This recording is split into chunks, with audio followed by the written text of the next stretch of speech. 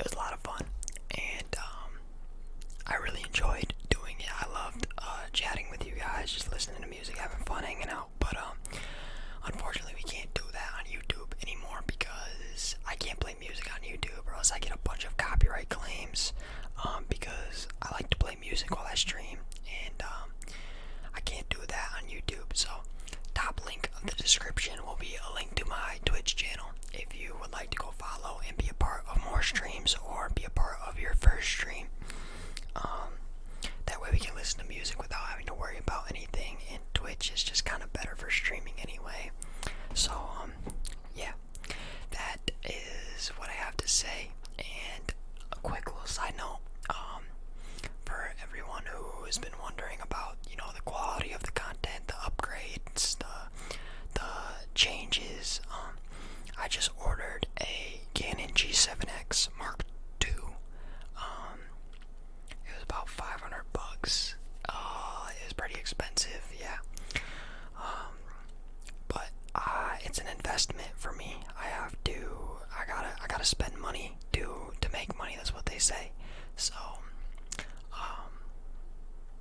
I feel like upgrading my video quality will not only benefit you guys, but it'll benefit the growth on the channel. I think people will enjoy it a lot more if it's better quality. So, yeah, that's that. And thank you guys for everything, like I said. And let's get into the video. Gotta make myself a little bit smaller.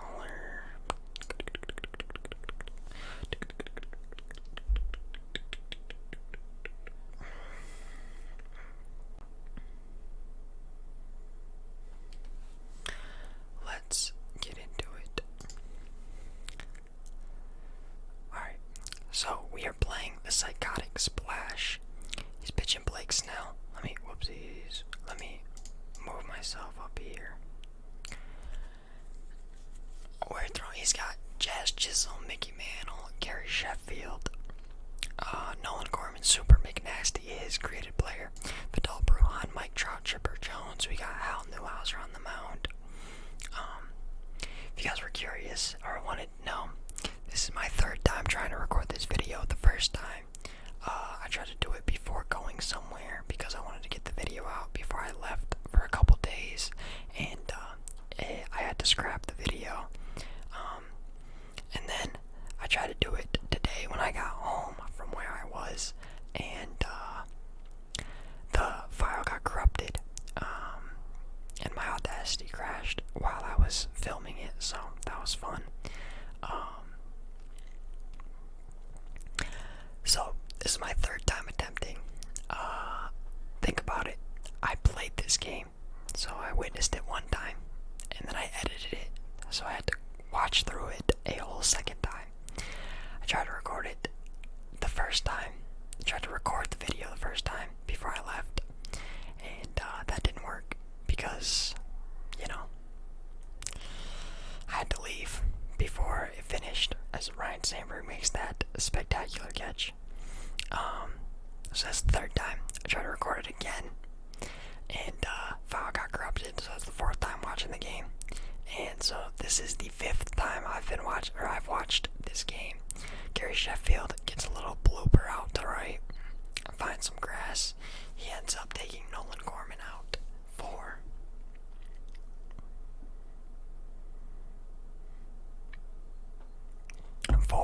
Buster Posey. I think he plays a pretty significant role in this game for each of us. As I miss with that fastball, and he just launches it over that right center wall.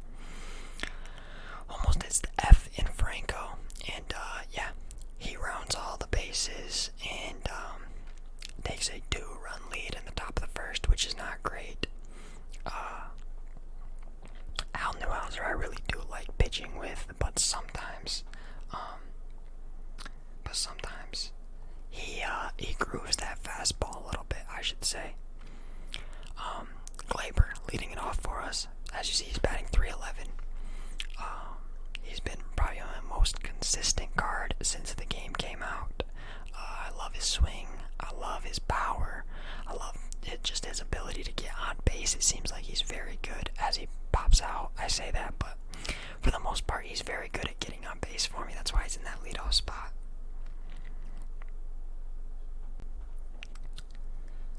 But,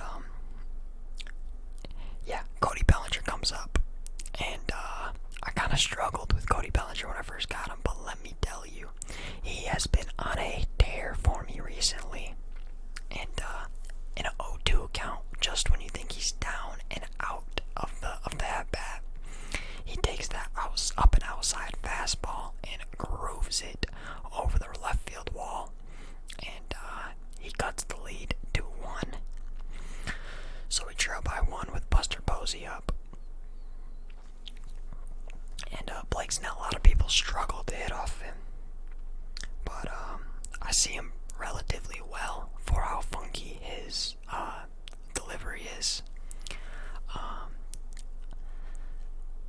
don't know. I feel like it's not that hard if you sit fastball as Buster Posey lines out on a fastball and just kind of adjust to the breaking pitches, the off speed. It's not that bad because Snell's main weapon is his fastball, and people are going to try to sneak that fastball by you. So if you're always prepared for fastball, the only way they can beat you is by pounding you with off-speed stuff, and you're not ready for it.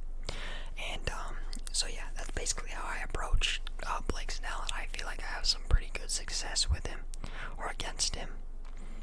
As Hal throwing these dots of a slider.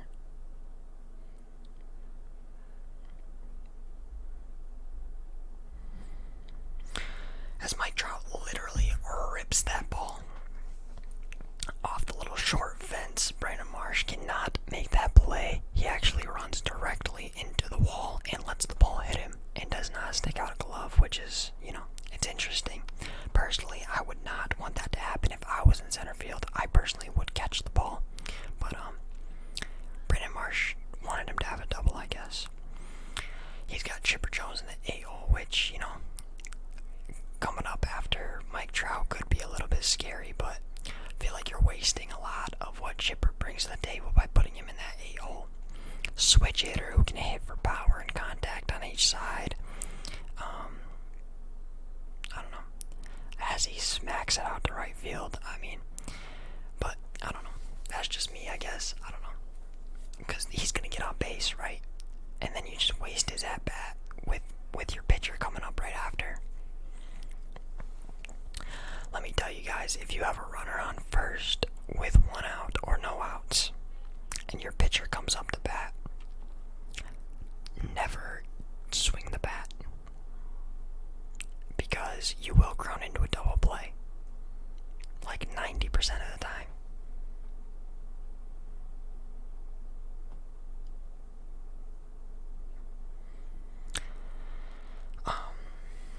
This is a very bad inning for me. As you see the way I edited this part of the video, I just, out, then strike out, so that's fun. Jazz Chisholm comes in and absolutely rips a ball, but finds Brandon Marsh's glove, which Brandon Marsh is a very solid guard. This guy rakes, and he has a gold shield in the outfield, so you can't really beat that. Oh yeah, and he's free, and he's a lefty. This guy has Mickey Mantle. He's got Mickey Mantle and Gary Sheffield. He must not like Craig Biggio because he didn't have him in his starting lineup. But, he obviously has Craig Biggio. Excuse me. Because you need Craig Biggio to get Mickey Mantle. But, yeah, Mickey smacks that right back up the middle. I can't wait to get him. But, yeah.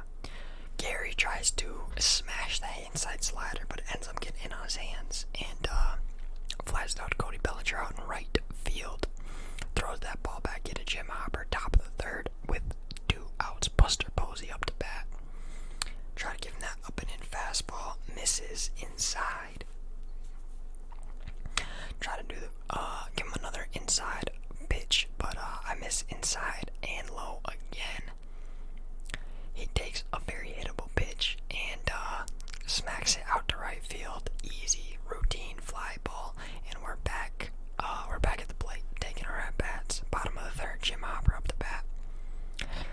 always like that captain name, Jim Hopper. We got the Chief. When he comes up, the announcer goes Chief Hopper, because I chose his name to be Chief Hopper, not Jim Hopper.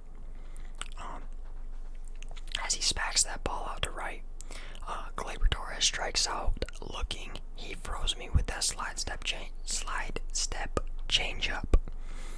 Blake Snell versus Cody Bellinger, part 2. Cody Bellinger won round 1. Let's see if he can come through for me in round 2.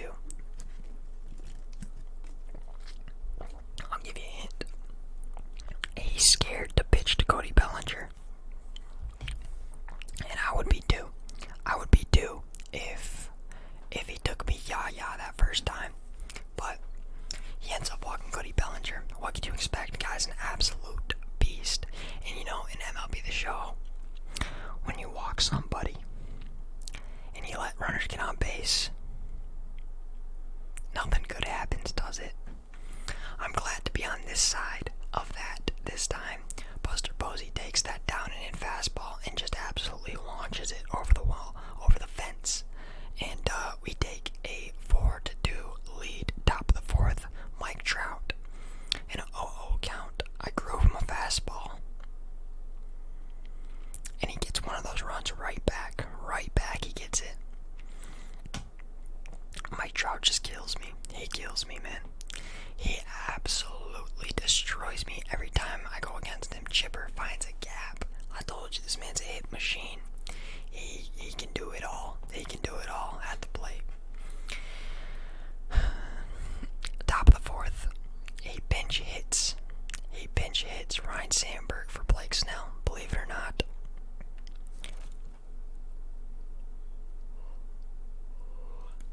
Excuse me. Jim Hopper, they record the out by throwing it to Jim Hopper is what I was trying to say, I guess. But yeah, he ends up bringing in Zach Britton. Didi smacks it back up the middle to beat the shift with 2 outs. He ends up stretching it into a double because I'm a very aggressive base runner, I guess. And oh, sorry, I did not mean to hit the boxes right there. I apologize. But yeah, Jim Hopper up against Zach Britton. And Zach Britton is a World Series reward, but he's not great. He's not great. He's very easy to pick up. Once you pick up that sinker, it becomes very easy to read.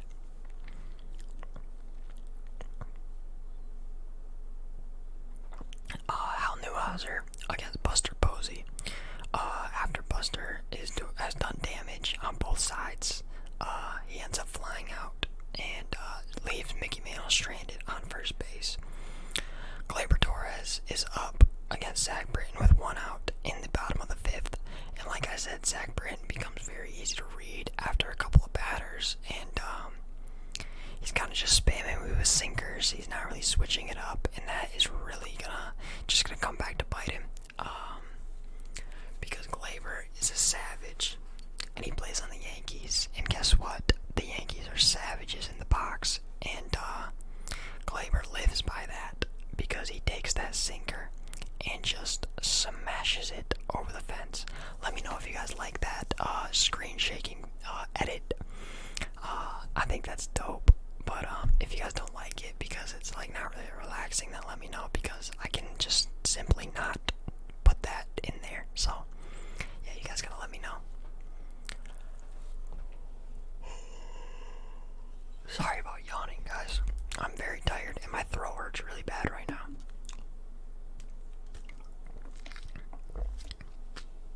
I think it's because of all this talking.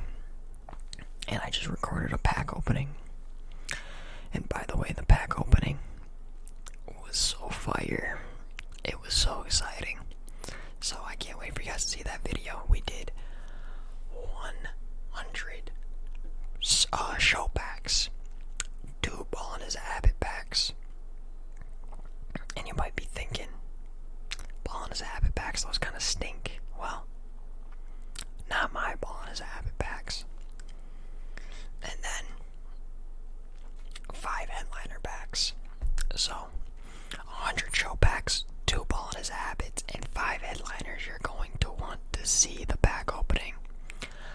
Let's just say that we made our stubs back. Big pull in that video.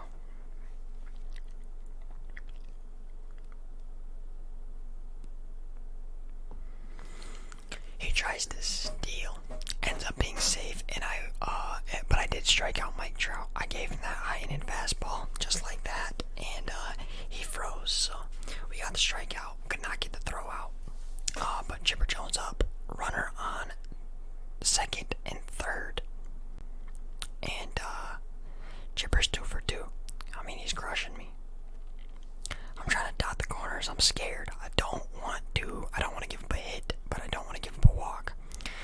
Chipper ends up hitting that ball hard AF out to center field. I throw it home, try and get him out. It's not going to be enough, and he ends up cutting my lead to 1. So he is down by 1. It's 4-5 in the top of the 6th. He brings in another sub for his pitcher. This guy ends up pitching 7 or 8 different pitchers this game. And I just keep trying to dot the corners way too carefully. And I end up getting a very generous call right there. But yeah, I'm just trying to dot way too much this game. I'm not really being too aggressive. End up getting fortunate enough to have him break his bat there and leave a runner in scoring position. But yeah, he brings in Aroldis Chapman. Got a runner on first with nobody out, or with two down. Bottom of the 6th, runner on first. And Didi gets a hold of that baseball. Unfortunately, I get an early okay because I did not get my PCI on it quick enough.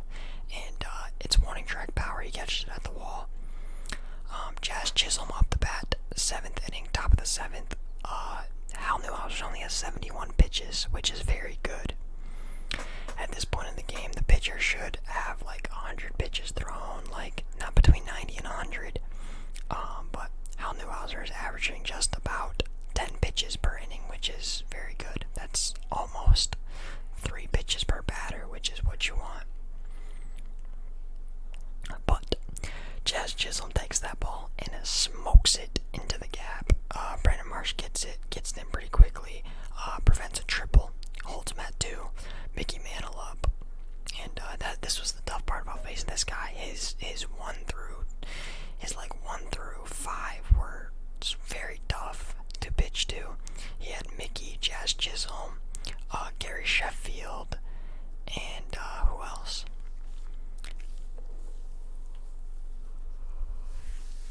Excuse me. So he had Gary. Who comes up after Gary? I'm curious. He's swinging at everything with Gary Sheffield. This guy was weird. He was like very patient for some people and very aggressive with others. He ends up smacking that ball at the middle, and it does score that runner from second, which was very unfortunate. Didn't seem like he hit that ball all too well. He got a good just late, but oh yeah, that Buster Posey. So yeah, he had a very good lineup because it was them, and then you go into 7th batter is Mike Trout. So, and then he's got his created player.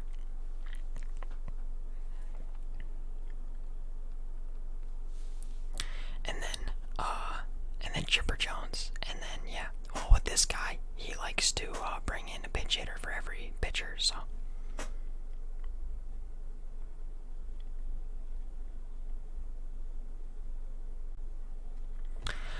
Jim Hopper comes up and tries to face Rob Dibble, but Rob Dibble was a brand new card at this time. I have not seen him much at all. Actually, at all. This is my first time playing against him, and I'm pretty sure I tried to check swing there with Glaber, but ended up being a rollover ground ball. So I bring in Raleigh Fingers, and I love pitching with Raleigh because he is so easy to control for me, and he just dots his sinker, dots his fastball, dots his slider, dots his forkball. He dots literally every pitch for me, except when I do that and give Mike Trout a sinker right in the friggin' wheelhouse. But yeah.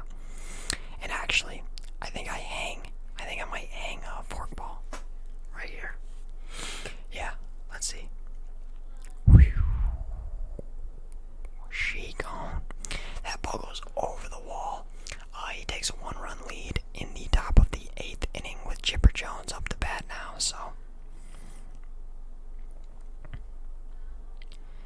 we get fortunate enough to get him to ground out, and we head to the bottom of the 8th. Oh no, we don't head to the bottom of the 8th because he has Reggie Jackson to pinch hit for his pitcher that he just brought in. But Reggie flies out to Reggie, and now we move to the bottom of the 8th with Billy Wagner on the mound. So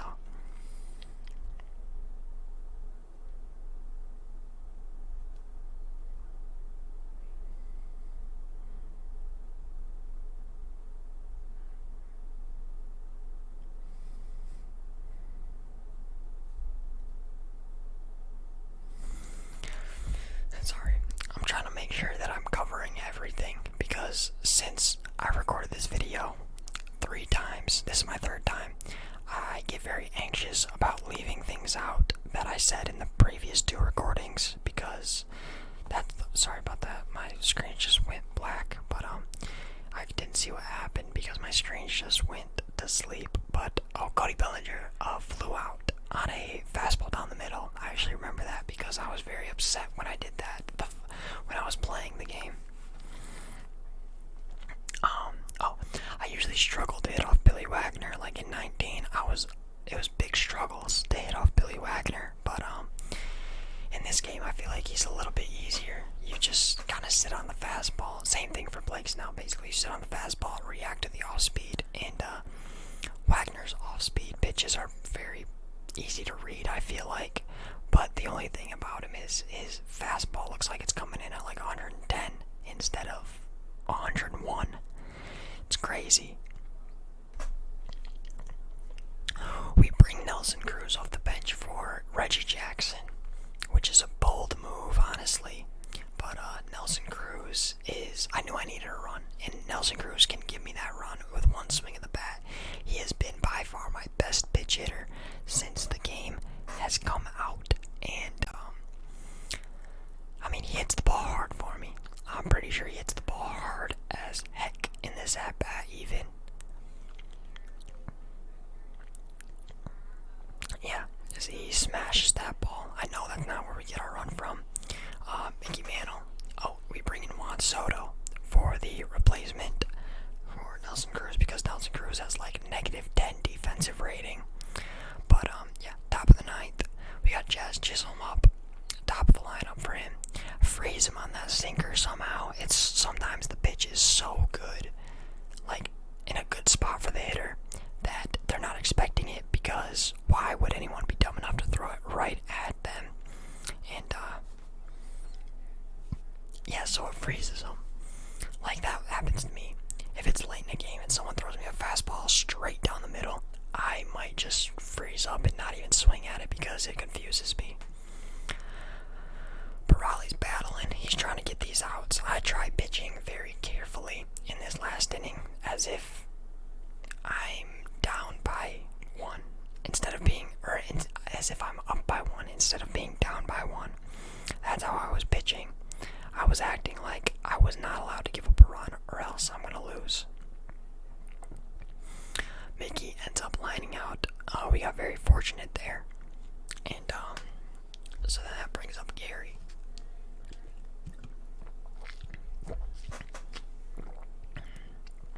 And Gary is scary. And that's why that slider went all the way to the backstop. And that's why I'm trying to pitch so dang carefully to him. But I end up placing this slider perfectly. Get him to do a little check swing. Raleigh is getting tired though, as you can see in the bottom right. Gary squares that ball up, but it goes right to Brandon Marsh. He decides to bring in Corey Kluber in the 9th inning, so he's already kind of a scumbag. It's not even that OP to do anymore because I mean, personally, I feel like I've seen Kluber enough to the point where he's not even that good anymore. I mean, he's good, but he's not impossible to hit off like he was in the beginning of the year. Ryan Sandberg takes that cutter and is just a little bit early on it. If we sit back on that cutter, we probably take that over the right field wall. But we get a little bit anxious and hit it right at the left fielder. Brandon Marsh puts together one of the best at-bats I've ever seen. You can see his batting average. I'd go check out my pinch hitting options. Brandon Marsh is batting 500 for us in this game. 500, you heard that right. You can see to the left of me right here. That says 38 RBIs. That's proof that he's batting 500. And it's not like he's played like 2 games or 3 games or 4 games. He's batting 500 in ranked seasons only. After playing like 20 games, 15, 20 games. He's a dog, and he just hits the ball hard, and he hits it in good places. He draws the walk there. I swing so incredibly late there with Didi that it's almost embarrassing. But I sit up and in because I know he's going to go there. And I smack that ball out to center field with Didi. Try to advance to third, but he takes a weird rounding animation. I have to send him back to second. That brings in Jim Hopper, and I make an interesting move here. After he throws me 2 balls, he brings in Shohei Ohtani. So once I realize that he can no longer change his pitcher, he is stuck with Shohei Ohtani through 3 batters, I go to Willie Stargell, which is very questionable because my pitcher spot is up next, and I only have 1 lefty left, and Jim Hopper's up, who is a switch hitter. And I decided to take Willie Stargell, put Willie Stargell in the game, and take out Jim Hopper. And honestly, that's very questionable to do, but it kind of works out because he walks us. See, this is where I'm like, wait, I only have 1 pinch hitter left, and he's a righty, and I've never used Mike Piazza before, so I have to go with him because I can't use Raleigh. And first pitch, he tries to groove me a slider, and Mike Piazza sends that ball over the left field fence into the road, and it walks this game off with a walk-off grand slam. That is what you get for bringing in Corey Kluber. That's what you get for bringing in Corey Kluber. That is what you get. That's what you get. That's what you get. That is what you get for bringing in Corey Kluber at the 9th inning. We walk this game off in fashion, in style, with a grand slam. We only needed 2 runs, but guess what? We got 4. Give me those 4 runs and take your L, buddy. Mike Piazza was obviously player of the game. That was a no doubt perfect, squared up home run that just couldn't look any better. 1 at bat, 1 run, 1 hit, 1 run, or 1 RB, 4 RBIs for Mike Piazza. And yeah, you see me record that on my PlayStation because I was like, wow, that was the hypest game. I stood up and got so hype after that game, I just couldn't believe it. But yeah, guys, that video the clip is over. Let me make myself big here. If you enjoyed the video, leave a thumbs up. If you made it to the end, comment that you made it to the end. And yeah, thank you guys so much for the recent support. You guys have been amazing lately. We're at 1,200 subscribers. The shoe collection video is doing amazing. The ASMR artist intros video is doing very good too. And the new camera's on the way. The tripod, the setup's gonna get better, the videos are gonna get better. You guys are just helping me out so much with everything, and I can't thank you guys enough. You guys are, making my dreams come true. Literally, I can't preach that enough. These are my dreams, and is to have an audience, have a platform, have people to make videos for, have people to, talk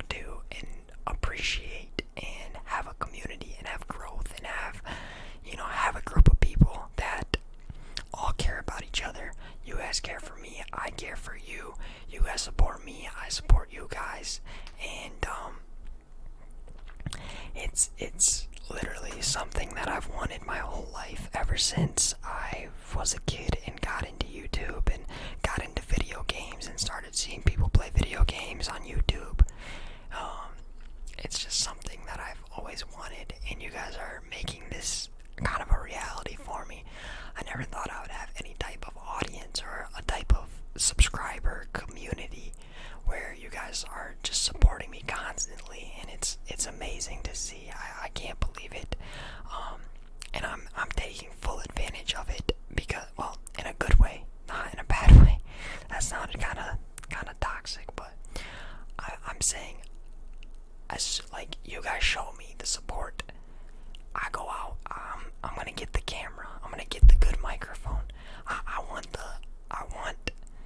you guys to feel like I care about the content that I'm producing and the content that I'm giving to you guys. So that's what I mean when I say I'm taking advantage. I'm taking advantage of my situation. I'm taking advantage of my opportunity, and I'm seizing the opportunity. I'm putting myself in a position to shout out Logan. Shout out Logan. Shout out Logan. He just commented on the community post. Shout out Logan. He's a real one. Anyway, what was I saying? Oh wait, I forgot. Anyway, though, I'm getting the camera for you guys. I'm making the quality better. I'm getting the audacity. I'm getting the video editor. I'm trying my best for you guys, and that's what I mean when I say I'm taking advantage of my opportunity. You guys give me some motivation, and I'm capitalizing on it and trying to make this thing work and trying to grow and be successful on here for you guys. And, I mean, for myself too, but for you guys as well, because you guys enjoy the content, so I want to give you guys the best possible content I can. And to do that, I need to spend money. I gotta spend the money if I want that. So drop some big dollar bills on a camera, some big dollar bills on this microphone back in the early stages of my channel. So, it didn't take much. I knew this is what I wanted to do. So you guys are making me very, very, very happy, and I appreciate you all so much. And yeah, thank you guys. I'm so tired. My throat hurts so bad right now, but